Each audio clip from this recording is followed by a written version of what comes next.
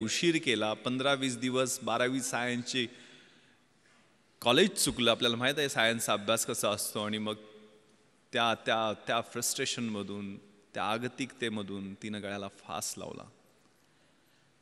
तिनं जी सुइसाईड नोट, आत्महत्येपूर्वीची जी चिठ्ठी लिहिलेली आहे ती अजूनही माझ्या मोबाईलमध्ये आहे. त्याच्यात ती काय लिहिते, बाबा मला माफ करा, माझं चुकलंय, मला माहीत आहे, पण पर्याय काय नव्हता. आणि माझी एकच विनंती आहे, 13व्या दिवशी तुम्ही माझं गोड जेवण जे करता ना ते कृपया करू नका. त्यातनं पैसे खर्च होतील, ते पैसे वाचवा आणि माझ्या बहिणीचं लग्न लावण्यासाठी ते पैसे जपून ठेवा. माहीत नाही 69 वर्ष होऊन गेली स्वातंत्र्याला, अशी परिस्थिती आपल्याला सामोरी जावी लागते. दुसरी एक घटना तिथली शेजारची परळी वैजनाथ, त्या ठिकाणी मी एक वेगळ्या कार्यक्रमाला गेलेलो होतो. त्या गावानं एका मुलीला 10वीला 96.5% मार्क मिळाले म्हणून 1 लाख रुपये सगळ्या गावानं जमा करून दिलेले होते. आता ही 96.5% मार्क मिळालेली 10वीतली मुलगी कुठल्या IAS IPS किंवा शिक्षकाच्या किंवा कुठल्या मध्यमवर्गीयाच्या किंवा कुठल्या उद्योगाच्या घरातली नव्हती. तिचे आई वडील हे तिथल्या स्मशानामध्ये झोपडं लावून तिथल्या स्मशानामधल्या चिता पेटवण्याचं काम करायचे.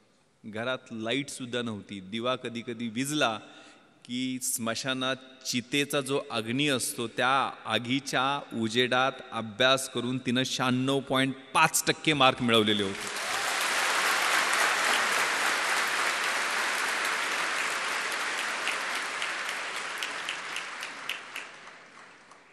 तिच्या आईला हेही कळत नव्हतं की 96.5% म्हणजे किती असतात. ती तिला समजून सांगत होती की 90 वर 6 असतात आणि त्या 6 वर परत अजून अर्धा असतो म्हणजे 96.5%.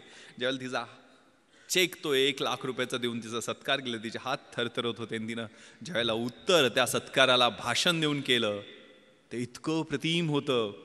ती काय म्हणाली की साहेब मला बी हैदराबादला जायचं आहे, पण हैदराबादला मला त्या सैराट मधल्या परशा आणि आर्ची सारखं पळून जायचं नाहीये.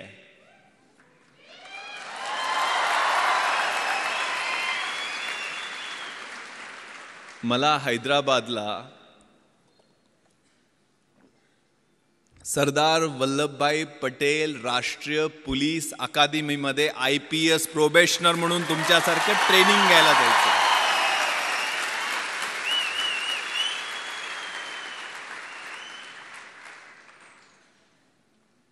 मला माझा भूतकाळ आठवला.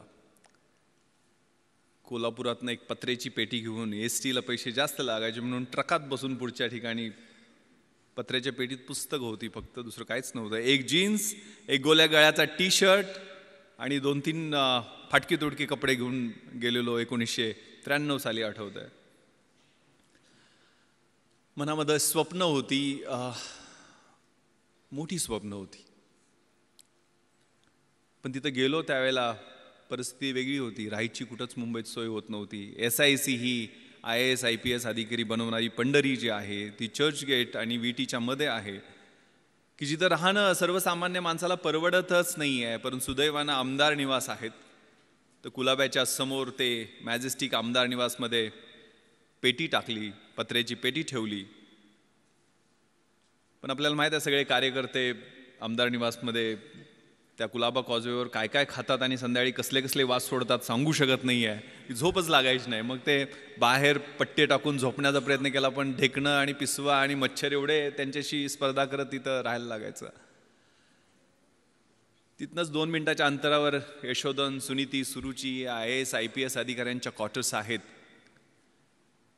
जिथनं लाल दिव्याच्या गाडीतनं झगमगीत सुटाबुटातले अधिकारी उतरायचे, त्यांच्याकडे पाहत लांबून उभा राहून बघायचो. तिथंच सर्वंट क्वार्टर्स त्यांच्या अधिकाऱ्यांच्या सोयीसाठी, त्यांच्या सेवेसाठी जे सर्वंट्स असतात त्यांच्या 10x10च्या छोटे छोटे सर्वंट क्वार्टर्स आहेत. तिथं मी आदरणीय थोरात साहेबांचं स्वागत करतो आपल्याच कॅम्पसमध्ये.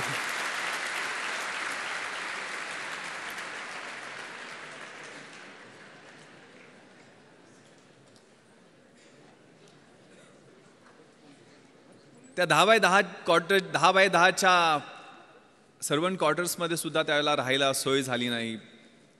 तिथनंच 2 मिनिटाच्या अंतरावरती CCI, बॉम्बे जिमखाना असे बड्या लोकांचे क्लब आहेत की जिथनं तारेच्या कुंपणामधनं आतमध्ये पोरही बड्या बापांची स्क्वॉश, टेनिस कसे खेळतायत ते वाटकूक बघण्याचा प्रयत्न करायचो, पण वॉचमनच्या शिव्या खायचो. तिथनंच 2 मिनिटाच्या अंतरावरती मेट्रो नावाचं थिएटर आहे की जिथं मला आठवतं त्यावेळेला 1993-94ला शाहरुख खानचा कभी हा कभी ना हा सिनेमा रिलीज झालेला होता. आणि शाहरुख खानला बघण्यासाठी त्या बाउन्सरच्या शिव्या खात 2 तास उभा होतो. लांबून तो काहीतरी झलक त्याची दिसली, केस वाढलेले आणि आतमध्ये जाताना. 2 मिनिटाच्या अंतरावरती ताजमहाल हॉटेल आहे की जिथं कधी स्वप्नही पाहिलं नाही की आपल्याला चहा प्यायला मिळू शकेल, कारण चहाची त्यावेळची किंमत 25 रुपये असायची आणि खिशानं कधी 10 रुपयाच्या वर राईस प्लेट खाण्याची परवानगीच दिली नव्हती. संध्याकाळच्या वेळेला त्या समुद्रकिनाऱ्यावरती सूर्यास्त होताना डोळ्यातनं अश्रू गळायचे. आपल्याला हे जमेल का, एवढं मोठं स्वप्न IAS IPS होण्याचं आपण घेऊन मुंबईला आलेलो आहे का. इथंच कुठंतरी त्या दिलाय रोडवरच्या कामगारांच्या रूममध्ये सगळे नातेवाईक तिथं झोपायचे, एकानंतर एकाला एका बाजूला असे सगळे ओळीनं झोपलेले दिसायचे. तिथं झोपायला आणि काहीतरी काम करायला लागेल आयुष्यभरासाठी. फ्रस्ट्रेशन होतं, आगतिकता होत्या, मनात शंका होत्या, आत खूप सारे संघर्ष होते. आणि खूप छान सुरेश भटांची कविता आहे, विझलो जरी आज मी हा माझा अंत नाही, पेटेन पुन्हा नव्याने हे सामर्थ्य नाशवंत नाही.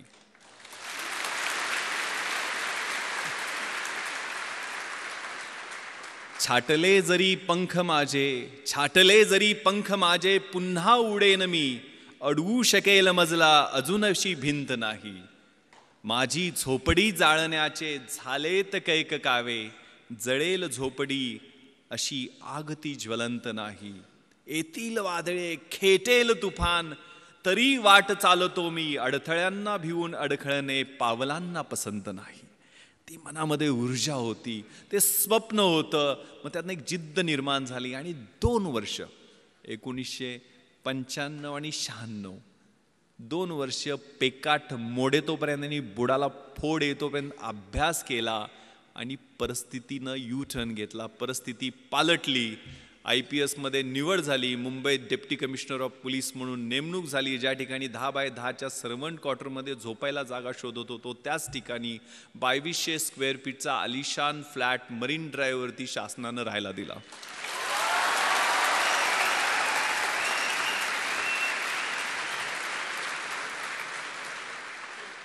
ज्या क्लबमध्ये कधी आतमध्ये काय चाललंय हे धडपडून वॉचमनच्या शिव्या खात पाहायचो, त्याच क्लबची मॅनेजमेंटची मंडळी येऊन विनंती करायला लागली की साहेब आमच्या क्लबची ऑनररी मेंबरशिप घ्या.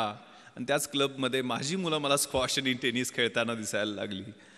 ज्या थिएटरमध्ये धडपडून फिल्मस्टार बघायला प्रयत्न करायचो, 2011ला पश्चिम मुंबईचा म्हणजे बँड्रापासून जुहूपर्यंतचा जो एलिट बॉलिवूडचा एरिया आहे, त्या एरियाचा ॲडिशनल पोलीस कमिशनर झालो आणि तेच फिल्मस्टार 2-2 दिवस माझी अपॉइंटमेंट घेऊन भेटायला वाट पाहायला लागले.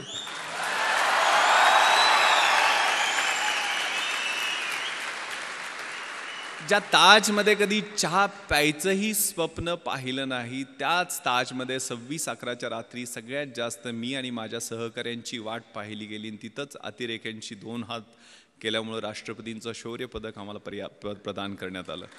मी हे माझं कौतुक करण्यासाठी सांगत नाही आहे. एक फाटक्या चड्डीतनं सुरुवात शाळेत केलेली, ती कुठंपर्यंत कशा पद्धतीनं ते मला सैराटमध्ये असं लपून चालायला लागायचं लहानपणी, आठवतंय मला. तर ती परिस्थिती कशी बदलू शकते, त्यासाठी मनगटात किलिंग इन्स्टिंक्ट, लाथ मारीन तिथं पाणी काढीन, ही जिद्द, हे तुमचं वय आहे. त्या वयामध्ये तुम्ही आहात, क्रुशियल वयामध्ये आहात. आणि ते मग साकार करण्यासाठी काय कर, मी एकटाच नव्हतो. मी माझ्या गावातनं एकटा नव्हतो. आमच्या गावातनं ज्यावेळेला मुंबईसारख्या 1.5 कोटी लोकसंख्येच्या शहरातनं एकही मुलगा IAS IPS आणि IFS मध्ये नव्हता, त्यावेळेला कोकरूडमधनं आमच्या छोट्याशा गावातनं आम्ही 3 जण IAS IPS आणि IFS मध्ये सिलेक्ट झालेलो होतो. आनंद पाटील जो आता जॉईंट सेक्रेटरी आहे गव्हर्नमेंट ऑफ इंडियामध्ये, विलासराव देशमुख साहेबांकडे तो जवळजवळ 5 वर्ष PS म्हणून दिल्लीला त्यानं काम पाहिलेलं आहे. तामिळनाडू काडरमध्ये त्याची नेमणूक झाली. तो IAS मध्ये सिलेक्ट झाला. मी IPS मध्ये आता पश्चिम महाराष्ट्राचा IG म्हणून काम करतोय. 2 वर्षापूर्वी मी अमेरिकेला पोस्ट ब्लास्ट इन्व्हेस्टिगेशनचं ट्रेनिंग तिथल्या गव्हर्नमेंट ऑफ USAने आम्हाला बोलवलेलं होतं, ज्यांनी 26-11 मध्ये चांगलं काम केलं.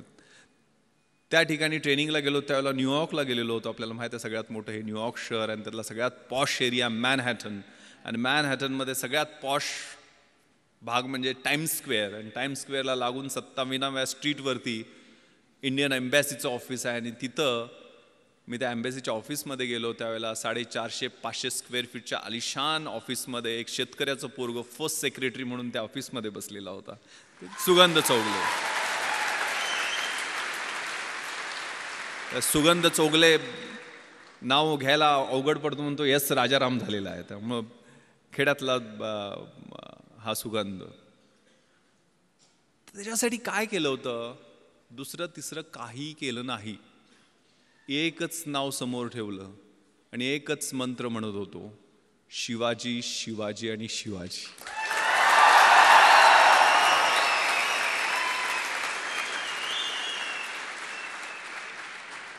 कुठेतरी व्हॉट्सअपवरती मला मेसेज आलेला होता की शिवाजी कुणाला म्हणायचं?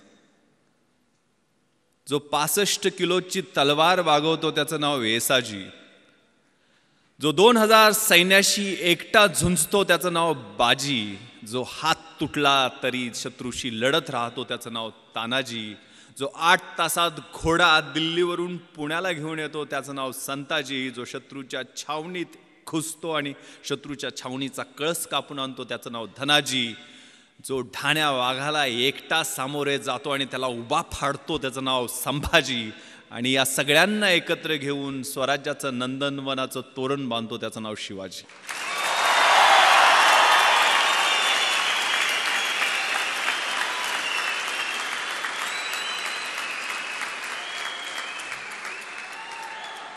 सोळाव्या वर्षी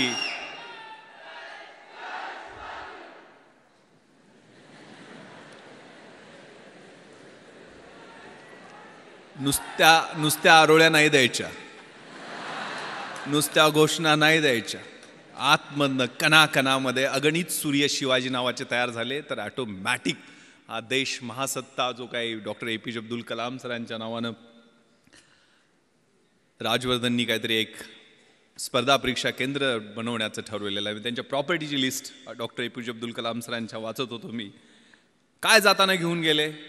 ज्यांनी आम्हाला स्वप्न पाहायला शिकवलं. मंजिले उन्हीं को मिलती है जिनके सपनों में जान होती है. यूं ही पंख होने से कुछ नहीं होता, हौसलों से उड़ान होती है. तो हौसला, ती जिद्द, ती इच्छाशक्ती. त्या कलाम सरांच्या प्रॉपर्टीच्या लिस्टमध्ये होतं. त्यांच्याकडे काय होतं? 3 ट्राउझर्स, 6 शर्ट, 2 सूट, म्हणजे सूट कोट घालायचे, 2500 पुस्तकं, एक फ्लॅट होता तो पण त्यांनी सायंटिस्टच्या ज्या कम्युनिटी आहेत त्यांना डोनेट केलेला होता. TV नाही, फ्रीज नाही, वॉशिंग मशीन नाही, काही नाही आहे, परंतु 125 कोटी भारतीयांचं प्रेम आणि मन जिंकून ते निघून गेलेले होते.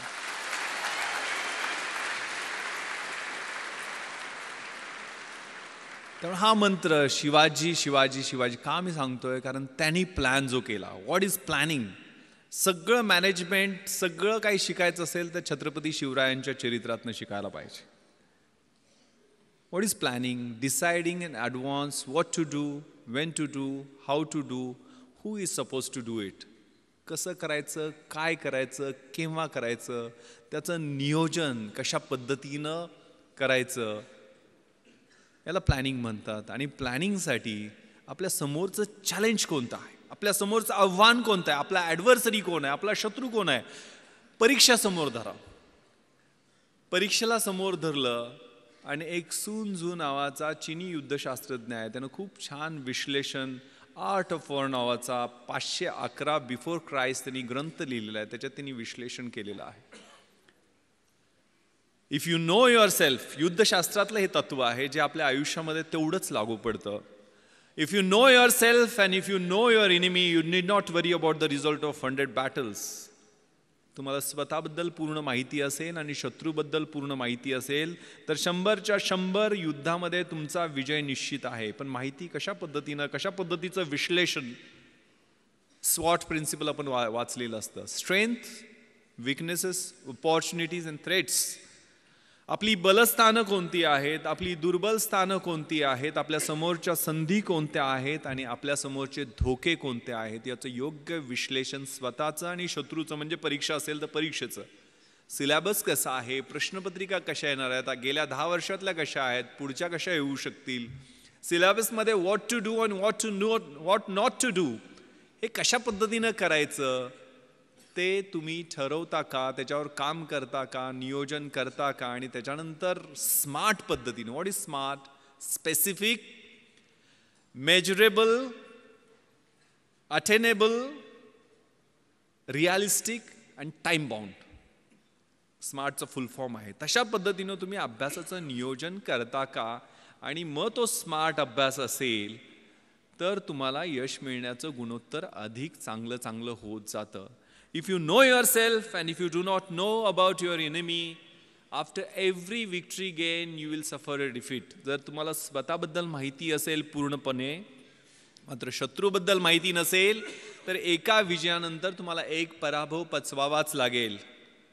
जर तुम्हाला स्वतःबद्दलही माहिती नसेल आणि शत्रूबद्दलही माहिती नसेल, तर you will suffer a defeat in every other battle. जर स्वतःबद्दल पण माहिती नसेल आणि शत्रूबद्दल माहिती नसेल तर आपल्याला मार खायला लागणार हे निश्चित आहे. त्यामुळे हे विश्लेषण आपल्यातल्या पॉझिटिव्ह, निगेटिव्ह, डिस्ट्रक्टिव्ह सगळ्या गोष्टींचं विश्लेषण व्यवस्थित करून आपल्याला मार्गक्रमण करायचं. And this time is very very important. More you sweat during peace, less you bleed during war. हे युद्धशास्त्रातलं दुसरं महत्त्वाचं तत्व आहे की शांततेच्या काळात जास्त घाम गाळला तर युद्धाच्या काळामध्ये कमी रक्त सांडावं लागतं.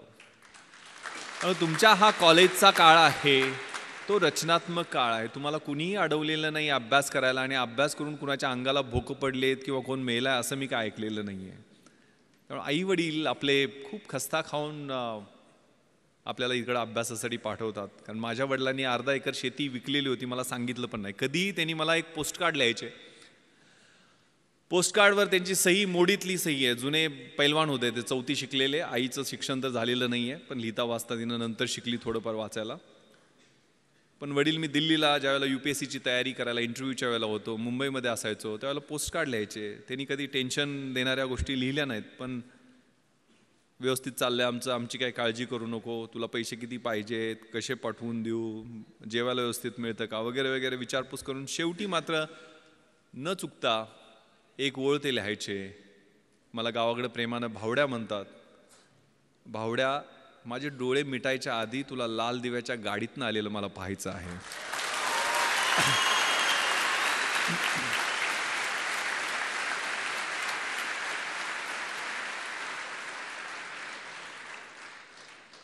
मग आग लागायची.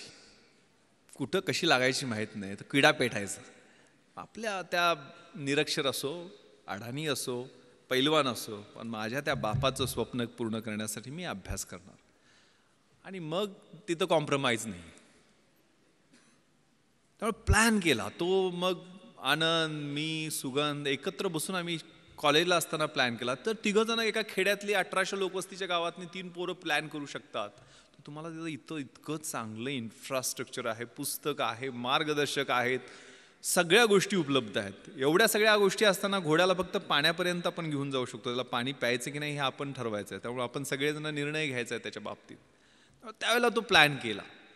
यश अपयश मिळत राहतं, असतं, त्रास होतो, पेन्स होतात, फ्रस्ट्रेशन येतं. जे मी तुम्हाला सांगितलं, मी मरीन ड्राईव्हवरती फिरायचो. पहिल्यांदा इंटरव्ह्यूतनं नापास झालो, त्यावेळेला अजून फ्रस्ट्रेशनमध्ये गेलेलो होतो.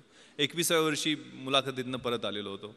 पण दुसऱ्याच वर्षी 3 पोस्टवर सिलेक्ट झालो. एक पण नाही आहे. मी पहिल्यांदा MPSCतनं सेल्स टॅक्स इन्स्पेक्टर झालो, नंतर डेप्युटी कलेक्टर झालो आणि IPS UPSCच्या एक्झाममधनं झालो. म्हणजे 12 परीक्षा मी सलग पास होत गेलो. 1996ला 1997ला ट्रेनिंगला गेलो. आता 20 वर्ष सर्व्हिसमध्ये होत आहेत. आता 43व्या वर्षी स्पेशल IGP म्हणून काम करतो. त्या कशा पद्धतीनं पास होत गेलो, त्याचं नियोजन कसं होतं, ते काय ऑटोमॅटिक आलं का लक बाय चान्स होता, किंवा आमच्या तिघांचं यश एकत्र कसं काय मिळालं, तर याला एक ट्रॅप होता.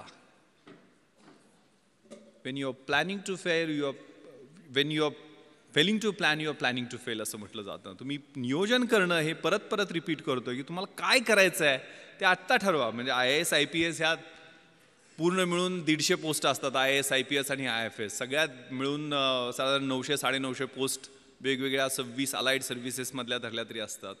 त्या काय सगळी मिळून येणार नाही आहेत. पण तुम्हाला ज्या क्षेत्रामध्ये जायचं आहे त्याच्यात कशा पद्धतीनं गोल्स आहेत, त्याला कशा पद्धतीनं तयारी करावी लागेल. पुस्तकं मिळणं प्रॉब्लेम होता, कशी मिळवणार पुस्तकं. तर मी मोठ्या म्हणजे पश्चिम महाराष्ट्रात मी युद्ध पातळीवर प्रयत्न करून यावेळेला 33,000 गणपती मंडळांना DJ आणि डॉल्बी लावू दिले नाहीत. 100% आम्ही यश मिळवलं की डॉल्बी पूर्ण बंद गणपती मंडळ. कारण मी गणपतीच्या आशीर्वादानं IPS मध्ये सिलेक्शन झालं माझं. त्याचं रिझन मी सांगतो. गणपती मंडळात पैसे, मग शेतकऱ्याच्या पोरांना पैसे कुठून मिळणार. इथल्यासारख्या चांगल्या कॉलेजमध्ये किंवा इन्फ्रास्ट्रक्चर असणाऱ्या कॉलेज, राजाराम कॉलेजमध्ये होतो, गव्हर्मेंट कॉलेज होतं, तिथं काय सिव्हिल सर्व्हिसेसची पुस्तकं तुम्हाला घरी मिळतील अशी परिस्थिती नव्हती. मग आम्ही मित्र बसलो, मग काय करायचं. यावेळेला गणपती मंडळात डॉल्बी आणायचं नाही, नटी नाचवायची नाही. दरवेळेला ती नटी नाचवण्यावर भांडणं आमच्या गावात व्हायची. मग कोल्हापूर भाग आहे ना, इकडे काय परिस्थिती वेगळी नाही आहे. मी नेवाशाला वगैरे जाऊन आलेलो आहे, सगळा परिसर पाहिलेला आहे तुमचा. सो एक गाव एक गणपती करण्याचा आम्ही निर्णय घेतला. आणि माहीत आहे पोलिसांना किती टेन्शन असते. इथे इन्स्पेक्टर ओमासे बसलेले आहेत. म्हणजे मी गणपती स्तोत्र पण त्यानंतर रोज म्हणायला लागलो. प्रणम्य शिरसा देवम गौरीपुत्रम विनायकम भक्ता वासम स्मरणित्य मायू कामार्थ सिद्धये विद्यार्थी लभते विद्या धनार्थी लभते धनम पुत्रार्थी लभते पुत्र मोक्षार्थी लभते गतिम. म्हणजे ज्या देवाच्या पूजनाने प्रत्येक शुभ कार्याची सुरुवात होते, जो विद्यार्थ्याला विद्या देतो, धन पाहिजे त्याला धन देतो, अपत्य पाहिजे त्याला अपत्य देतो, मोक्ष पाहिजे त्याला मोक्ष देतो, तो गणपती बाप्पा आम्हा पोलिसांना मात्र भरपूर टेन्शन देतो. कारण त्याच्याकडे असणारं अटेन्शन. मग ते अटेन्शन आम्ही बदललं. गावातनं पैसे जमा केले आणि व्याख्यानमाला घेतली. त्यावेळेला निर्मल कुमार फडकुले, शिवाजीराव भोसले असे व्याख्याते आणून सुद्धा आमचे 44,000 रुपये शिल्लक राहिले. कारण सहकार चळवळ आमच्या भागात ही चांगल्या पद्धतीनं रुजलेली आहे. सगळ्या कारखान्यांनी सूतगिरण्यांनी चांगली मदत दिली होती. 7 का 8,000 रुपये खर्च झाले. 44,000 रुपये. मग करायचं काय याचं. तर गाववाल्यांनी वेगवेगळे प्रस्ताव दिले. कुणी म्हटलं तालीम बांधूयात, कुणी व्यायामशाळा करूयात, कुणी म्हटलं ॲम्ब्युलन्स गावात आणूया, त्याच्यासाठी अजून पैसे जमा करू. पण आम्ही प्रस्ताव दिला की हे पुस्तकासाठी पैसे आम्हाला द्या. आम्हाला काही कथा कादंबऱ्या नाटकं कविता असली पुस्तकं नको. तर आम्हाला MPSC UPSC bank recruitment, railway recruitment, army recruitment याच्यासाठी लागणारी स्पर्धा परीक्षेची पुस्तकं पाहिजे. ते वाघिणीचं दूध आम्हाला द्या, आम्ही तुम्हाला रिझल्ट दाखवू. गाववाल्यांनी नाही होय करत पुस्तक आणायला परवानगी दिली. 44,000 रुपये आम्हाला पुस्तकासाठी मिळाले. मी आणि माझे मित्र ती लिस्ट घेऊन पुण्याला गेलो. पुण्यामध्ये जेवढी जमतील तेवढी. त्यावेळेला NCERTची पुस्तक कुठं मिळतात हे पण माहीत नव्हतं. NCERTची पुस्तक विमाननगरला कुठल्या तरी एका सेंट्रल स्कूलच्या तिथल्या लायब्ररीमध्ये मिळतात म्हटल्यानंतर तिथनं आम्ही जाऊन पुस्तकं आणली. म्हणजे हनुमान जशी संजीवनीसाठी अख्खा डोंगर घेऊन आलेला होता, तशी जेवढी मिळतील तेवढी NCERTच्या पुस्तकात ठराविकच लागतात पुस्तकं. या परीक्षेसाठी व्हॉट नॉट टू डू हे खूप महत्त्वाचं असतं. ते नियोजन, कॉमन सेन्स, परीक्षेची तयारी. म्हणजे हे UPSCसाठी मी बोलत असलो तरी तुम्ही ह्या रेग्युलर गोष्टी तुमच्या रोजच्या जीवनामध्ये सवयी लावून घ्या. कारण अभ्यासाची शैली माझ्या अंगभूत मी करण्याचा प्रयत्न केला होता. मी मोटरसायकलचा नंबर दिसला तरी त्या 786 असेल तर 786 झाली. जगाच्या इतिहासात काय झालं, महाराष्ट्राच्या इतिहासात काय झालं, भारताच्या इतिहासात काय झालं ते आठवायचा प्रयत्न करायचो. डायरी प्रत्येक पानावर माझ्या छोटी डायरी होती त्या ठोकळ्यात. कारण मी इतिहासच माझा ऑप्शनल सब्जेक्ट होता. मी कुठलेही म्हणजे CSR एक माझ्याकडे असायचं नेहमी, जे नेहमी जाताना कुठेही वाचायचो. मी अगदी ॲन्युअल ट्रेनिंग कॅम्पला रुकडीला गेलेलो होतो कोल्हापूरच्या जवळ. 5 महाराष्ट्र बटालियन NCCC सर्टिफिकेट मी केलेलं आहे. शेवटच्या वर्षी ज्यावेळेला कॅम्प होता त्यावेळेला CSR घेऊन गेलेलो होतो. आणि तिथं मग वक्तृत्व स्पर्धा जाहीर झाल्या, इलोक्युशन कॉम्पिटिशन. मग त्याच्यात मी पार्टिसिपेशन केलं. इंग्लिश आणि हिंदीच, NCC असल्यामुळे 2च ऑप्शन होते. हिंदी काय जमायचं नाही. इंग्लिश पाठांतर खूप चांगलं होतं पण अर्थ काही कळायचं नाही. एक CSRचा मॅगझिन होतं माझ्याकडे, त्यात नॅशनल इंटिग्रेशनचा निबंध होता. इकडेही विषय नॅशनल इंटिग्रेशन, पण तो निबंध देशात पहिला आलेल्या मुलाचा होता. आणि तो निबंध मी काहीही कळत नसताना जसाच्या तसा पाठ केला आणि मी पहिला नंबर काढला. म्हणजे अजूनही मला तो निबंध आठवतोय नॅशनल इंटिग्रेशनवरती जो होता. The strength of the nation lies not in its loud claims and mouth watering directive principles of the state policy but in the spirit of service and that of the complete dedication of one's both body and soul to the cause of unity and integrity of the nation. आता महत्त्वाचं सांगतो, मी deputy collector उपजिल्हाधिकारी म्हणून जे selection झालं त्यावेळेला मला फक्त इंग्रजीमध्ये 100 पैकी 92 मार्क मिळाले होते म्हणून झालेलं होतं. हे 92 मी मराठी माध्यमाचा माझं ॲव्हरेज इंग्लिश होतं, पण माझं ग्रामर आणि रायटिंगमधलं इंग्लिश बोलताना मी UPSCची मुलाखतसुद्धा मी मराठीतून दिलेली आहे. पण तिथं मी काय केलं, मी पेपर फोडला नव्हता. 92 मार्क मला कसे पडले, कारण त्यावेळेला 40 मार्काला एसे असतो. आता मी कुठला निबंध पाठ केला होता, नॅशनल इंटिग्रेशनचा, आणि इथं मला निबंध कुठला आलेला होता, if I wear a prime minister, मी पंतप्रधान झालो तर. आता मी कसे बदल केले त्यातले, म्हणजे मी मगाशी आता भाषणात सांगितलं नॅशनल इंटिग्रेशनमध्ये कसं होतं, the strength of the nation lies not in its loud claims and mouth watering directive principles of the state policy. इकडं कसं गेलं, the strength of the nation lies not in prime ministers loud claims and his mouth watering directive.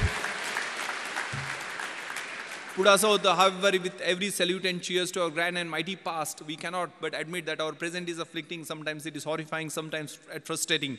इकडे कसं गेले, however with every salute and cheers to our grand and mighty past of Jawaharlal Nehru, Indira Gandhi, our present, त्यावेळेला इंदर कुमार गुजराल आणि ते चंद्रशेखर सरकार पडणं वगैरे सुरू होतं, ते सगळं इट इज अफ्लिक्टिंग, समटाइम्स हॉरिफाईंग.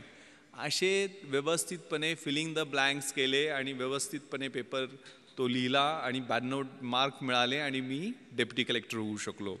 हा प्रयोग माझ्या मित्रानं केला आणि त्याला 37 मार्क फक्त पडले. त्यामुळं हा प्रत्येकाचा इंडिव्हिज्युअल अप्रोच असतो, प्रत्येकाच्या अभ्यासाची शैली ही वेगळी असते. माझी दुसरं कारण, मी डेप्युटी कलेक्टर होण्याचं माझा समाजशास्त्र विषय मी घेतलेला होता. कधी घेतला, ज्यावेळेला MPSC प्रिलिम्सचा रिझल्ट लागला आणि मी पास झालो आहे आणि 1.5 महिन्यांनी MPSCची मुख्य परीक्षा आहे हे माहीत झाल्यानंतर मी समाजशास्त्र विषय घेतला. कारण मराठी लिटरेचर माझा दुसरा ऑप्शनल सब्जेक्ट UPSCच्या अभ्यासासाठी, IAS IPSच्या तयारीसाठी मराठी साहित्य होता. पण MPSCमध्ये मराठी साहित्याचा चांगला स्कोअर होत नाही आहे, त्यामुळे मला माझ्या मित्रांनी सांगितलं की तो विषय घेऊ नको. मग मी समाजशास्त्र विषय घेतला.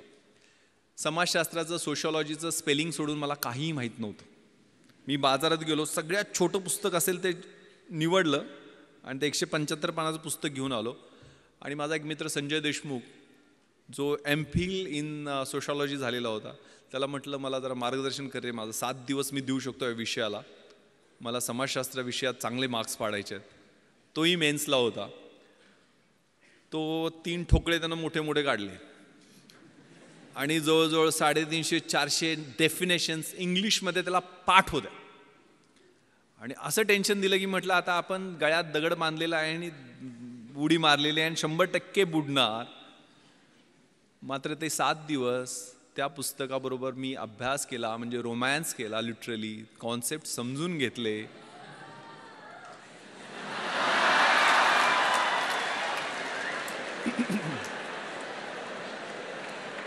ते पुस्तक आहे 3 इडियट्समध्ये तो पाठवतो तसं नव्हतं.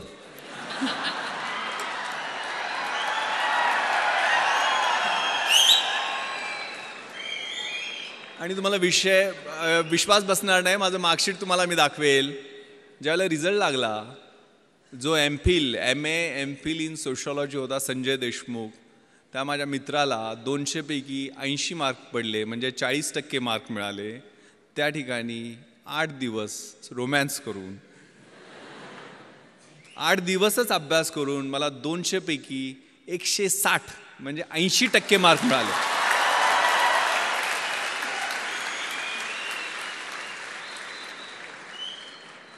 अगेन मी पेपर फोडला नव्हता, किंवा पेपर फोडून सुद्धा समाजशास्त्रात विश्लेषणा पद्धतीनं मार्क मिळत नाहीत. काय केलं मी? Common sense. रोजच्या जीवनशैलीमध्ये आपलं जे निरीक्षण असतं, आपलं ऑब्झर्वेशन असतं, ते खूप महत्त्वाचं आहे. प्रश्न काय होता समाजशास्त्रात? बलुतेदारी सिस्टमबद्दल प्रश्न होता. तर बलुतेदारी सिस्टम मला पुस्तकात वाचायची गरज काय आहे? माझा खेड्यात जन्म झाला आहे, ते 12 बलुतेदार 18 बलुतेदार, तो शेतकरी, त्यांच्यात असणारी बार्टर सिस्टम रोजचं ऑब्झर्वेशन आहे. आणि माझ्या विश्लेषणात पद्धतीने मी इंडिपेंडंट त्याचं ॲनालिसिस केलं, कुठलंही बॅकग्राऊंड नसताना. कारण या परीक्षा म्हणजे तुमच्यातल्या ऑफिसर लाईक क्वालिटीज या पाहत असतात, चेक करत असतात. त्यामुळं या बल्युटरी सिस्टममध्ये परफेक्ट मी विश्लेषण करून त्याचं उत्तर लिहिलं. दुसरा प्रश्न होता काय? सेक्युलरिझम, धर्मनिरपेक्षतावाद. धर्मनिरपेक्षतावाद मला सोशॉलॉजीच्या अँगलनं माहीत नव्हता, पण मला सेक्युलरिझम हे इतिहासाच्या अँगलनं खूप चांगलं माहीत होतं. कारण युरोपमध्ये 30 इयर्स वॉर झाला, त्या ट्रिटी ऑफ ट्रॉस्की झाली, त्यातनं सेक्युलर म्हणजे प्रोटेस्टंट अँड कॅथलिक्समध्ये वॉर झालं, आणि त्यातनं ह्या कॉन्सेप्टचा उदय झालेला आहे. त्यामुळे त्याचं रिलेव्हन्स आपल्या देशाच्या दृष्टीने कितपत आहे, टॉलरन्स आणि सेक्युलरिझमचं कम्पॅरिझन, हे इतकं चांगल्या पद्धतीने मी जगाच्या इतिहासाच्या अनुषंगानं लिहिलं की इतरांपेक्षा वेगळं उत्तर झालं. Winners don't do different things, they do the things differently, असं काहीतरी म्हणतात. आणि मला एवढे मार्क मिळाले. त्यामुळं आपला जो ध्यास आहे, म्हणजे ज्ञानाचा ध्यास, अभ्यासाचा ध्यास, हे खूप छान संस्कृत सुभाषित मला माझ्या शिक्षकांनी, 7वीला माझं संस्कृत होतं, मी शिराळ्याला शाळेला गेलो त्यावेळेला, विद्वत्वांच नृपत्वांच नैवम तुल्य कदाचन स्वदेशे पूज्यते राजा विद्वान सर्वत्र पूज्यते. विद्वत्तेची आणि राजसत्तेची ही तुलना कधीही होऊ शकत नाही आहे. कारण राजाची त्याच्या स्वतःच्या राज्यामध्ये पूजा होत असते, परंतु विद्वानाची पूजा ही पूर्ण जगामध्ये होत असते. त्यामुळे अभ्यासाचा ध्यास ठेवायचा आहे. मी IPSमध्ये सिलेक्शन झालं त्यावेळेला माझं क्वालिफिकेशन होतं BA इतिहास, शिवाजी विद्यापीठ कोल्हापूर, मराठी माध्यम. पण मी त्यानंतर IPS झाल्यानंतर तिथं ट्रेनिंगला असताना हैदराबादला masters in police management Osmania युनिव्हर्सिटीमधनं he masters degree घेतली. परत आल्यानंतर मी MA एक्सटर्नल मुंबई विद्यापीठातनं माझं हिस्ट्रीमध्ये कंप्लीट केलं. त्यानंतर मी लातूरला आणि नांदेडला SP असताना तिथनं मी LLB माझं कंप्लीट केलं. आणि गेल्या वर्षी मी मराठवाडा विद्यापीठातनं बाबासाहेब आंबेडकर मराठवाडा विद्यापीठामधून LLMचं फर्स्ट इयर तिथं फर्स्ट येऊन कंप्लीट केलं. आता सेकंड इयरला मला ॲडमिशन घेता आली नाही आहे, कारण 1 वर्षात माझी ट्रान्सफर झाली. शिकत राहायचं, गोल सेट करायचे, स्वतःतली जी काही फिजिकल, मेंटल आणि आतली इंटलेक्च्युअल कपॅसिटी आहे ते वाढवत राहणं. माझ्या आयुष्यात मी 150 गोल सेट केलेले आहेत. मी आज म्हणजे माननीय थोरात साहेबांनी एवढा आग्रह केला, मी अँटीबायोटिक्सवर आहे. कारण मी माझ्या मुलीनं मला सांगितलं की तुम्ही सगळं, तिला पाहण्याची हौस आहे. म्हणजे ती म्हटली की मला ते जगातल्या गोष्टी दाखवणं, मला पार्लमेंट दाखवा, मला प्रेसिडेंट हाऊस जिथं doctor APJ Abdul Kalam sir बसायचे त्या हाऊसमध्ये घेऊन चला. म्हणून मी दिल्लीला तिला सगळ्या गोष्टी, सगळे फोर्ट तिला दाखवले, जोधपूरला घेऊन गेलो, जैसलमेरला घेऊन गेलो, बॉर्डर दाखवली, माझं बॅचमेट तिथं BSFमध्ये IG असल्यामुळं. आणि म्हणजे तिला मी सर APJ अब्दुल कलाम सरांना भेटायला गेलो त्यावेळेला तिला ऑटोग्राफ देताना तिने विचारलं, येस व्हॉट्स युअर नेम बेटा? ती म्हटली Janhavi. Okay Janhavi, do you want to become IPS officer like your father? तर ती म्हणाली, no sir, I want to become doctor APJ Abdul Kalam.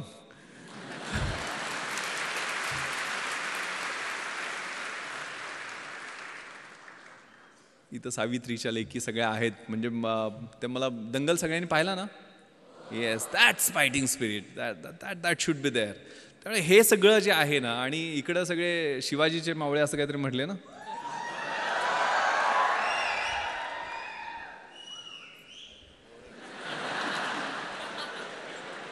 पहिल्यांदा कळालं शिवाजीचे मावळे शिट्ट्या पण घालत होते.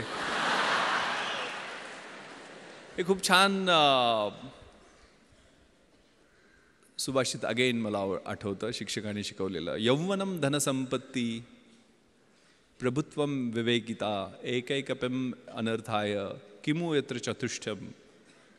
याचा अर्थ असा आहे, यौवन म्हणजे तारुण्य, धनसंपत्ती म्हणजे पैसे, धनसत्ता, प्रभुत्व म्हणजे सत्ता, आणि अविवेक, यातली एक गोष्ट तुमची वाट लावायला पुरेशी असते. आणि या सगळ्या 4 गोष्टी एकत्र आल्या तर तुमची कशी वाट लागेल याचा विचार करा. त्यामुळे कधीही जमिनीवरचे पाय आपले हलू द्यायचे नाही आहेत. परिस्थितीची जाणीव असली पाहिजे आणि मग अभ्यास करायचा. अभ्यास असा करायचा, the heights of great main reached and kept wear not attend by sudden flight, but while their companions were slaves, they were toiling upwards in the night. जी उंची मोठी माणसं गाठतात ती थोरात साहेबांनी ज्यावेळेला 1978ला सुरुवात केली होती त्यावेळेला काय 100-150 सुद्धा विद्यार्थी नव्हते. आज 10,000 विद्यार्थी या कॅम्पसमध्ये आहेत. त्यावेळेला त्यांनी कष्ट केलेलं असतं, ते विजन असतं समोर, एक दूरदृष्टी असते आणि त्या दृष्टीनं त्यांनी पाऊल एक एक पाऊल टाकत पुढे गेलेले असतात. त्यावेळेस नियोजन अगेन मी चार्ज घेतलं. माझं नियोजन म्हणजे काय असतं थोडक्यात सांगतो. मी 11 जुलैला कोल्हापूर रेंजचा चार्ज घेतला. मी रोज आता IG झालोय म्हटल्यावर मी पहिल्यासारखं 24 तास काम करणार नाही आहे, ठरवलं. आता SP-ना मी कामाला लावेल, मग मी रोज 10 तास काम करेल. मग 10 तास मी रोज काम केलं तर किती कामाचे दिवस माझे 31 मार्चपर्यंत होतात. 790 करेक्ट दिवस होतात. 790 दिवस माझे इन्स्पेक्शन 5 जिल्ह्यात माझ्याकडे आहेत, तर 10 दिवस 10 तास प्रत्येकी असे 5 जिल्ह्यांची इन्स्पेक्शन केल्यानंतर किती दिवस होतात. मी रोज 2 तास नागरिकांना भेटण्यासाठी देईल तर ते किती तास होतात. मी 2 तास टपाल माझं रोजचं टपाल काढेल त्याच्यासाठी किती दिवस होतात. मी माझ्या अधिकाऱ्यांच्या मीटिंग्ज रिव्ह्यूसाठी गेल ते 2-2 तास मी असे स्लॉट्स बनवले. तसे अभ्यासाचे सुद्धा मी ज्यावेळेला UPSCची तयारी करत होतो 4 तासाचा सकाळचा स्लॉट पहाटेचा, मी 3 वाजता उठायची सवय होती. अशी सोय इतरांनी पण प्रयत्न केला आणि नापास झाले. तर अगेन मी सांगतो तुम्हाला ज्यावेळेला योग्य वाटते त्यावेळेला उठा आणि अभ्यासाचे 3 स्लॉट, सकाळचा 4 तासाचा, दुपारचा 4 तासाचा आणि संध्याकाळचा 4 तासाचा. मग दुपारच्या वेळेला मला झोप यायची तर मी त्यावेळेला मला जे कठीण विषय वाटतात ते मी त्यावेळेला घेणार नाही आहे. सकाळच्या फ्रेश स्लॉटमध्ये मी ते घेईल. ज्यावेळेला मला सोपे वाटतात ते मी दुपारच्या स्लॉटमध्ये घेईल. अभ्यासात सुद्धा 1 तास वरचा ग्राफ वाढत जातो, नंतर 2 तास स्टेबल राहतो आणि तिसऱ्या वेळेला खाली येतो. तर सायंटिफिकली मी अभ्यासाचं नियोजन तशा पद्धतीनं करेल. मी जास्तीत जास्त लिहील. माझी उत्तरं इतरांपेक्षा कशी वेगळी राहतील, कारण 5 उत्तरं 60-60 मार्कांची UPSCच्या 300 मार्कांच्या प्रश्नासाठी लिहावे लागतात. एक एसेचा पेपर असतो, 3 तास बसून एकाच विषयावर 200 मार्कांचा एसे लिहावा लागतो. मग 3 तास एका विषयावर लिहायला किती आपल्याला अभ्यास असला पाहिजे किंवा किती ज्ञान असलं पाहिजे किंवा किती पद्धतीचं आपलं जजमेंट असलं पाहिजे, त्याचा लॉजिकल फ्लो कसा असला पाहिजे याची तयारी. कारण 2000 मार्कांची ती परीक्षा म्हणजे आतून बाहेरून किस काढते. तुमच्यातलं काही राहत नाही आहे. त्यातल्या सगळ्या गोष्टी 2 ऑप्शनल सब्जेक्ट्स, आता पॅटर्न कंप्लीट बदललेला आहे. त्यामुळे माझ्या वेळेच्या 2 ऑप्शनल सब्जेक्ट्स, 2 जनरल स्टडीजचे 300-300 मार्कांचे पेपर्स, एक एसेचा 200 मार्कांचा पेपर आणि मुलाखत शेवटी. असं व्यवस्थित फ्लो म्हणजे प्रिलिमिनरी एक्झामिनेशनमध्ये 5-6 लाख मुलं बसतात. त्यात 900 गौशे सगळे असतात. मग ते पहिल्या टप्प्यातनं निघून 50,000 येतात. मग 50,000 मुलांची साधारण मेन एक्झामिनेशन ही 2000 मार्कांची, आता 1750 मार्काची होते ती मेन एक्झामिनेशन. त्यातनं मग 300 मार्कांचा इंटरव्ह्यू, आता तो 250 मार्कांचा 275 मार्कांचा आहे. तो 3 टप्प्यातनं मग मेन एक्झामिनेशनमध्ये साधारण 2000 मुलं निघतात आणि म्हणजे पोस्ट असतील त्याच्या 2.5% टाइम्स. तर त्यातनं मग 750-800 फायनल लिस्टमध्ये येतात. त्यातले टॉपचे एक 70-80 IAS होतात. नंतरचे IPS किंवा IFS मध्ये प्रिफर करतात आपल्या प्रेफरन्सप्रमाणे, बॉडी पॅरामीटर्सप्रमाणे. नंतर IRS, रेल्वे सर्व्हिसेस, असे वेगवेगळे प्रेफरन्स. त्याचा प्लॅन, मग त्यातले काडरमध्ये नेमणूक होणं हे अजून सोन्याहून पिवळं. तर ह्या सगळ्या गोष्टी, त्याचं नियोजन त्या कॉलेजच्या असताना त्यावेळेला सुरुवात केलेली होती. ती आपल्याला ज्या क्षेत्रामध्ये जायचं आहे त्याची पूर्ण माहिती करून घेणं आणि त्याच्याप्रमाणे नियोजन करणं. आज तर नेटवर तुम्हाला A to Z सगळ्या गोष्टी उपलब्ध आहेत. मात्र आपली मुलं, मी आता एक सर्वे वाचत होतो, जगातला सर्वे येतो, 20,000 तास आजकाल 16व्या वर्षापर्यंत मुलं नेटवरती यायचं. त्या 20,000 तासामध्ये ते साधारण 15,000 मर्डर, 12,000 रेप आणि अप्रॉक्सिमेटली 1 लाख पोर्नोग्राफी क्लिप पाहत आहेत. आणि याच्यामुळं ऑटोमॅटिक वेपन्सचा वापर, ड्रग्सचा वापर, एड्स, चाकूसुऱ्यांचा वापर शाळांमध्ये वाढलेला आहे. पण आपण कशा पद्धतीनं त्या व्हॉट्सअप किंवा सोशल मीडियावरती कुठल्या संगतीमध्ये आहे. कारण मी 3 रेव पार्ट्यावरती रेड केलेले आहेत. मी पुण्याची इकडं तुम्हाला माहीत असेल, पण मुंबईमध्ये ओकूड हॉटेलमध्ये क्रिकेटचे IPL प्लेयर्स वगैरे पकडले होते म्हणून खूप गदारोळ झालेला होता मुंबईमध्ये. खूप मला मोठ्या लीडिंग न्यूजपेपरनी 5 प्रश्न विचारले, मोठमोठी आर्टिकल्स लिहायच्या, नाईट लाईफवर तू हल्ला करणारा कोण वगैरे वगैरे. पण ज्यावेळेला यांचे ब्लड आणि युरिन रिपोर्ट्स आले, त्यातल्या 98% मुलामुलींच्या ब्लड युरिन्समध्ये अफीम, चरस, गांजा, कोकेन असे नाही, फ्लनिट्रेप्झेम सारखे, म्हणजे त्याला नायट्राईट बेस्ड ड्रग्ज म्हणतात, ज्याला डेट रेप म्हणतात, जे पबमध्ये गेल्यानंतर 1 ड्रॉप थम्सअपच्या एखाद्या बाटलीमध्ये मिक्स केला आणि तो एखाद्या मुलीला दिला तर तिची मेमरी ब्लर होते. एक संडे नावाचा सिनेमा आलेला होता, Sunday is missing from the life of that girl, किंवा फॅशनमध्ये हा प्रकार दाखलेला होता. म्हणजे डेट रेप, डेटवर घेऊन जायचं आणि रेप करायचं, सकाळपर्यंत तिचं आयुष्य उद्ध्वस्त झालेलं असतं.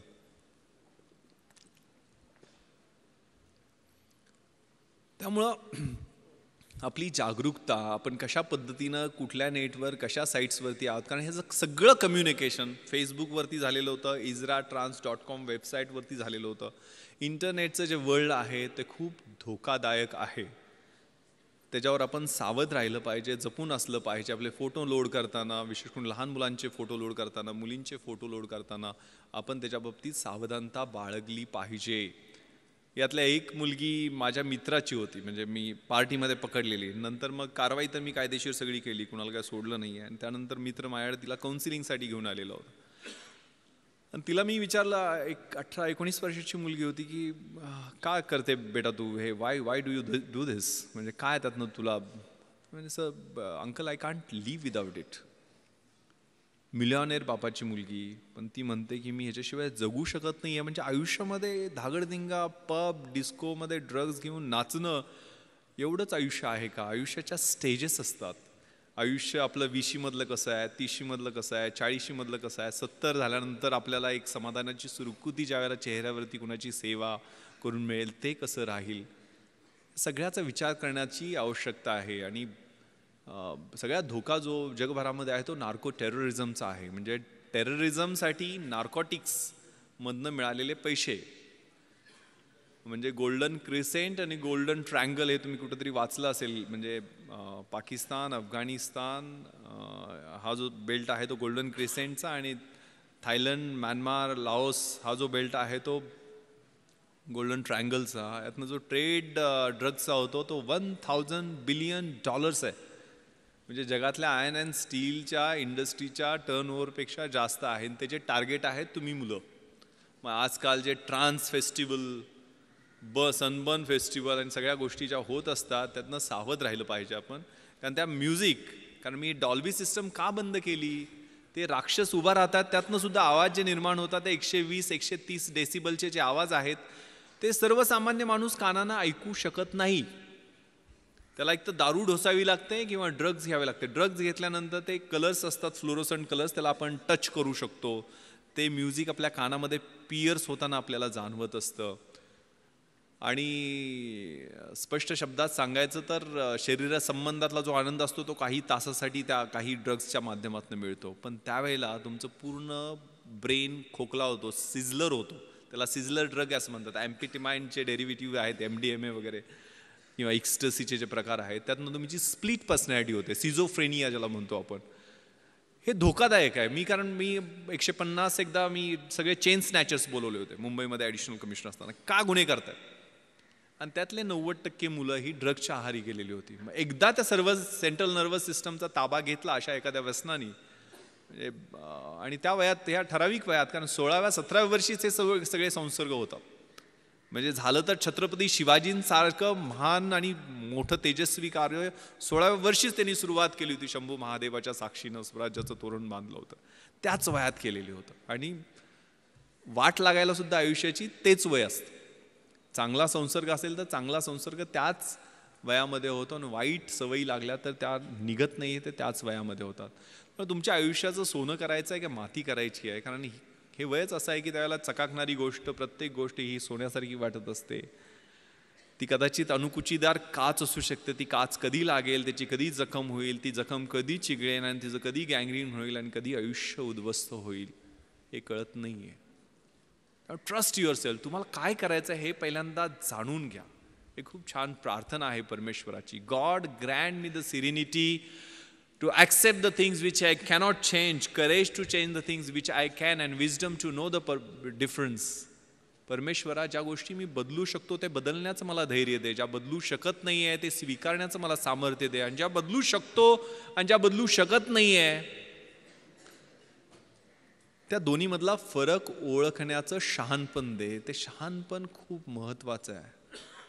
शेवटचा प्रश्न मला लेफ्टनंट जनरल सुरेंद्रनाथनी विचारलेला होता की विश्वास इस दुनिया में तुम क्यों आए हो. माझं मराठी माध्यम होतं, पण हिंदी, मराठी, इंग्लिश जसं जमेल तसं. कारण आयुष्यामध्ये 5 गोष्टी महत्त्वाच्या आहेत. स्वतःवर विश्वास ठेवणं, नकारात्मक गोष्टीपासून किंवा नकारात्मक माणसापासून स्वतःला दूर ठेवणं, don't afraid to get fail, नापास अपयशी होण्याला न घाबरणं, स्वतःची झाकलेली मूठ 1.25 लाखाची ती सोडून देणं आणि इन्फिरियरिटी कॉम्प्लेक्स फेकून देणं. वर्क लाईक हेल, म्हणजे ज्यावेळेला पेन व्हायला लागते ना, ज्यावेळेला वेदना व्हायला लागते, ते मोहम्मद अलीचं कुठेतरी वाक्य मी वाचलेलं होतं की तू किती पुशअप्स काढतोस. म्हणजे मी पुशअप्स मोजतच नाही, ज्यावेळेला माझ्या वेदना सुरू होतात त्यावेळेला मी मोजायला सुरुवात करतो. त्यावेळेला pains. The winning horse doesn't know why it runs, it runs due to beats and pains. Life is a race, God is your rider, and if you are getting beats and pains then it's for sure that you are going to win the race. शर्यतीत जो घोडा पळतो ना,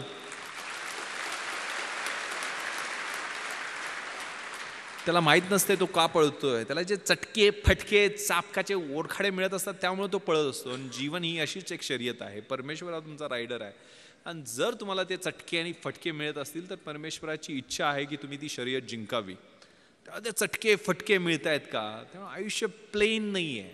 work like hell and give something back to the society. Last, very important, आपण कशासाठी आहे, काय आहे आणि आपण काय द्यायचं. जगातली 3 सगळ्यात सुंदर क्रियापद आहेत: to love, to help and to serve. प्रेम करणं, मदत करणं आणि सेवा करणं. ज्या ज्या वेळेला शक्य आहे त्या गोष्टीसाठी आपण तडफडून पुढे गेलं पाहिजे. त्यातनं जे समाधान मिळतं ते आपल्या सेल्फिश मोटिव्ह किंवा मटेरियलिस्टिक किंवा भौतिक गोष्टीमधनं मिळत नाही. मी जी मुलाखतीत मला शेवटचा प्रश्न विचारला होता की विश्वास इस दुनिया में क्यों आहे, गोंधळून टाकणारा प्रश्न होता. UPSCचे त्यावेळेचे चेअरमन त्यांनी हा प्रश्न विचारलेला होता. मी तर स्वतःचं कर्तृत्व नाही, आई वडील मला घेऊन आले दुनियेमध्ये. पण मी त्यावेळेला त्यांना एक कविता मला आवडते सर, कदाचित ती माझ्या आयुष्याचं उद्दिष्ट मी ठरू शकेल, आणि ती कविता मी नेहमी म्हणून दाखवतो.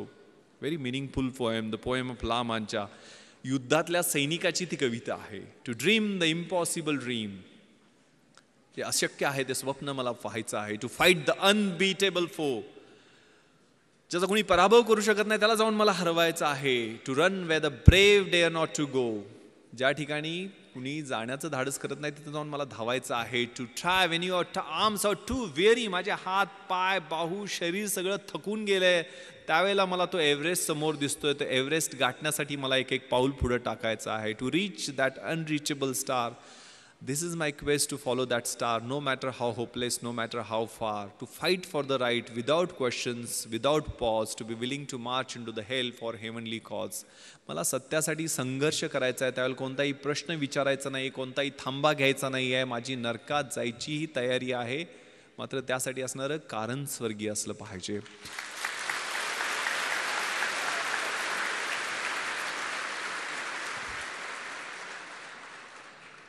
That cause. त्या कवितेतल्या पुढच्या ओळी आहेत: I will be true to that glorious quest, my heart will lie peaceful and काम when I am late to my rest, and the world will be better for this, that one man स्कॉन and covered with scars steel strove with his last ounce of courage to reach that unreachable star. तो युद्धातला सैनिक ज्यावेळेला त्याच्या अंगावर जखमा असतील, त्या भळभळणाऱ्या जखमाबरोबर घेऊन त्या स्टारच्या, त्या ताऱ्याच्या दिशेनं तो ज्यावेळेला जाईल, त्या हौतात्म्याच्या दिशेनं तो जाईल, त्यावेळेला जग सगळं म्हणेल की येस, हा शेवटपर्यंत लढत राहिला, हा शेवटपर्यंत लढत राहिला, देशासाठी लढत राहिला, समाजासाठी लढत राहिला. कारण डिग्निटी, डेथ विथ डिग्निटी खूप महत्त्वाची आहे. आपला आयुष्याचा शेवट कसा होतो हा खूप महत्त्वाचा आहे. कारण आता उदाहरण देताना सुरुवातीला परिचय करून देताना 26/11 सांगितलं गेलं. 26/11च्या अगोदरची परिस्थिती, दरम्यानचे ते 60 तास आणि त्यानंतरचे 1.5 वर्ष मी मुंबईला बदलताना पाहिले, आणि माझ्या आतमधनं जे बदल होत होते ते मी पाहिलेले आहेत. माझी पत्नी बऱ्याचदा विचारते की तुम्ही एक ग्लॉक पिस्टल घेऊन बुलेट प्रूफ जॅकेट नसताना, कारण ते ऑड युद्ध होतं. कारण मी आणि माझा बॉडीगार्ड सुरुवातीला आम्ही दोघंच घुसलेलो होतो. 9:40 अतिरेकी 2 मुख्य दरवाजातनं आणि 2 नॉर्थ कोट गेटमधनं घुसले, आणि 9:51 11व्या मिनिटाला मी आणि माझा बॉडीगार्ड अमित खेतले, ज्याला 3 गोळ्या लागल्या, दोघंजण आम्ही पाठीमागच्या स्विमिंग पूलच्या गेटमधनं आत घुसलो. 11व्या मिनिटाला मी घुसलो. ज्या वेळेला खाली स्विमिंग पूलच्या एरियामध्ये 7-8 परकीय नागरिकांचे मृतदेह रक्ताच्या थारोळ्यात होते, त्यावेळेला खात्री होती की आपलाही इथंच एंड आहे, हीच आपली समाधी आहे. आतमध्ये 100% आपण जिवंत राहणार आहे, पण मारायचं किंवा मरायचं एवढंच ध्येय त्यावेळेला समोर होतं. त्यामुळे हात थरथरले नाहीत.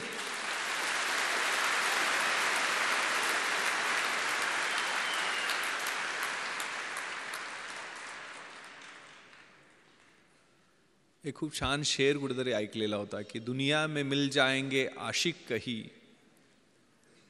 मगर वतन जैसा खूबसूरत सनम नहीं होगा.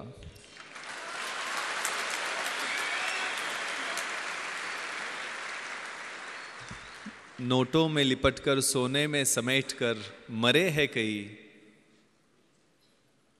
मगर तिरंगे जैसा खूबसूरत कफन नहीं होगा.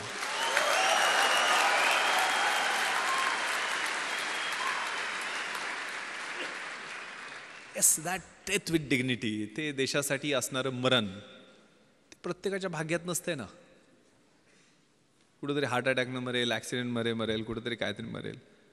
दॅट अट्रॅक्ट्स, त्याचं आकर्षण वाटायला लागतं.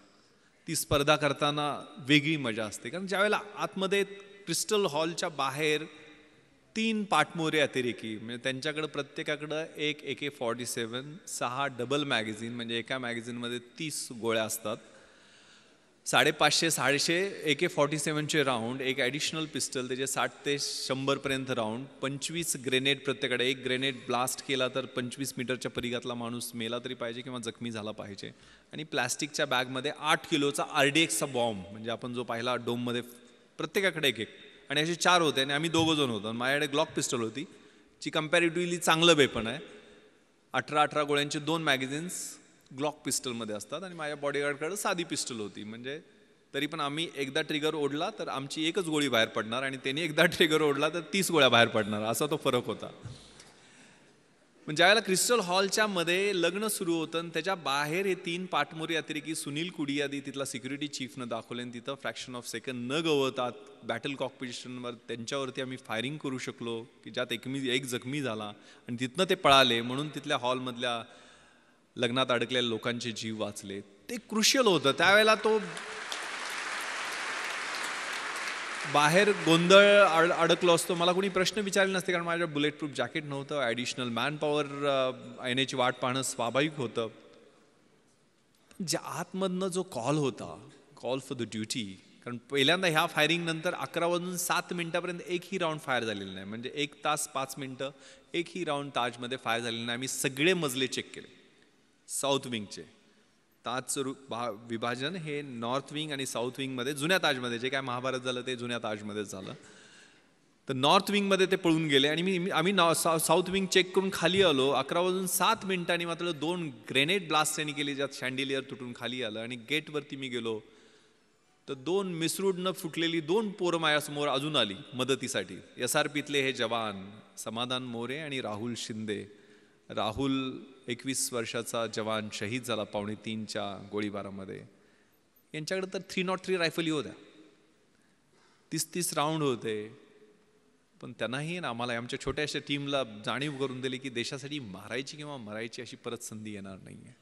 परत आम्ही नॉर्थ विंगमध्ये घुसलो. परत 6व्या मजला लिफ्टनं घातला. तो पूर्ण चेक करून खाली आल्यानंतर लक्षात आलं की आपण CCTV रूममध्ये जाऊ. मग CCTV रूममधनं फायरिंग 2-3 राऊंड केल्यानंतर ते अतिरेकी 630 आणि 631 रूममधून बाहेर आले.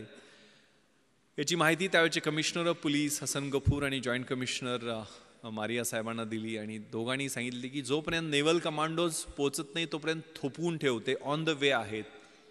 आणि त्यावेळेला उत्तर दिलं मी CPंना की सर, आम्ही जीव गेला तोपर्यंत आम्ही इथनं त्यांना खाली येऊ देणार नाही. 2:45 वाजेपर्यंत ती धुमश्चक्री आमची चालू राहिली. ज्या वेळेला ते खाली येण्याचा प्रयत्न करायचे, CCTV कंट्रोलमध्ये आम्हाला ते माहिती, त्यांना कळायचं नाही की आम्हाला कसं काय कळतंय. आम्ही बाहेर जाऊन त्यांच्यावर 2-4 राऊंड फायर करायचो. 2:45 मात्र त्यांनी आमचं लोकेशन ओळखलं. पूर्ण ताज जे आहे ते लाकडी नक्षीकाम केलेलं सुंदर वास्तू असणारं हॉटेल, मोठे मोठे महागडे पेंटिंग्स. दुसऱ्या मजल्यावर त्यांनी ग्रेनेड ब्लास्ट 4थ्या मजल्यावरनं केले, कारण 2:45ला त्यांनी मोठा बॉम्ब डोममध्ये ब्लास्ट केला, ज्याच्यात आग आणि ज्वाळा तुम्हाला दिसायला TV वर पाहिले असतील तुम्ही. ग्रेनेड ब्लास्टमुळं पूर्ण मजला पेटला आणि आमच्या रूममध्ये आग आणि धूर दोन्ही यायला सुरुवात झाली. आता इथं जळून मारण्यापेक्षा बाहेर लढून मरू म्हणून आम्ही लाईन फॉर्मेशनमध्ये निघायला सुरुवात केली. वरून AK-47चा बस्ट त्याने आमच्या लाईन फॉर्मेशन केला. आमची लाईन तुटली, आमच्या गोळ्या कमी पडल्या. माझ्या बॉडीगार्डला 3 गोळ्या लागल्या, 2 पायामध्ये, 1 पोटाला चाटून गेलेली गोळी राहुलच्या पोटात लागली आणि राहुल त्या ठिकाणी धारातीर्थी पडला.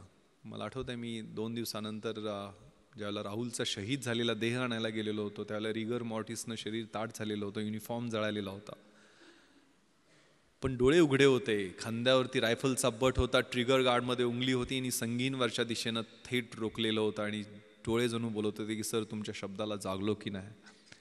एक 55 वर्षाचे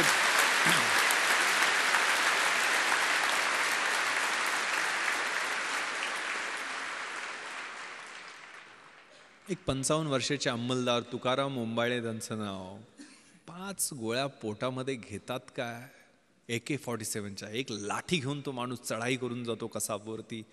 5 गोळ्या पोटात घेतल्या तरी पकड ढिली होत नाही आणि एक अतिरेकी जिवंत पकडला जातो.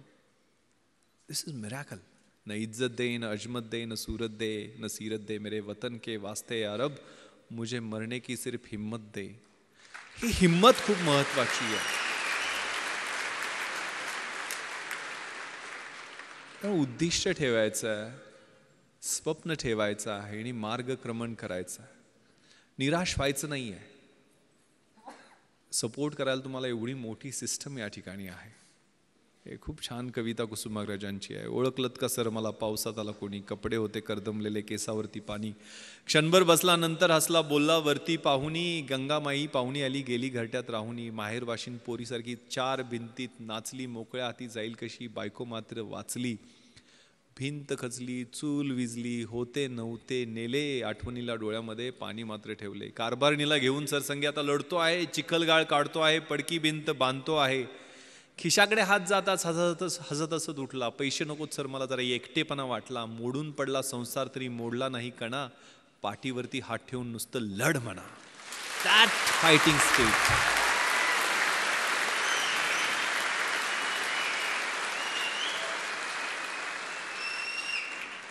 That is the fighting spirit जे तुमच्या वयामध्ये छोट्या मोठ्या आव्हानांना, छोट्या मोठ्या अडचणींना, छोट्या छोट्या आक्रमणांना घाबरायचं नाही आहे. विपत्तीमध्ये मी भयभीत होणार नाही आहे हे मला माहीत आहे, मात्र त्याच्यासाठी माझ्याकडं लढण्याचं बळ दे, एवढंच देवाकडं मागायचं. That spirit that is very very important. आणि ते मला वाटतंय लढण्यासाठी उद्युक्त करतं. ते त्याच वयामध्ये हालात के कदमों पर सिकंदर नहीं गिरता, टूटा कोई तारा तो जमी पर नहीं गिरता, गिरते हैं शौक से दरिया समंदर में लेकिन किसी दरिया में समंदर नहीं गिरता. ते तारे तुम्ही आहात, ते सिकंदर तुम्ही आहात, ते समंदर तुम्ही आहात. ती इन्स्टिंक्ट या वयामध्ये असते. आयुष्य डेफिनेशन बदलण्यासाठी आहे. Roger Bannister, Gandhiji, Mandela, Edison, name the person, Mother Teresa, या सगळ्यांनी डेफिनेशन्स बदलल्या. आपल्याला आयुष्य त्यांच्या एवढंच मिळणार आहे, 70-80 वर्ष काय असेल ते. आपण कशाचे डेफिनेशन्स बदलणार आहे? मी काय बदल घडणार, मी परिवर्तन कसं करणार आहे, मला जो बदल अपेक्षित आहे तो माझ्यापासून मी सुरुवात करणार आहे का, हा विचार करण्याची आवश्यकता. आणि घाबरायचं नाही आहे, भ्यायचं नाही आहे, कशालाही भ्यायचं नाही आहे. खूप छान अब्राहम लिंकनचं पत्र आहे की जगात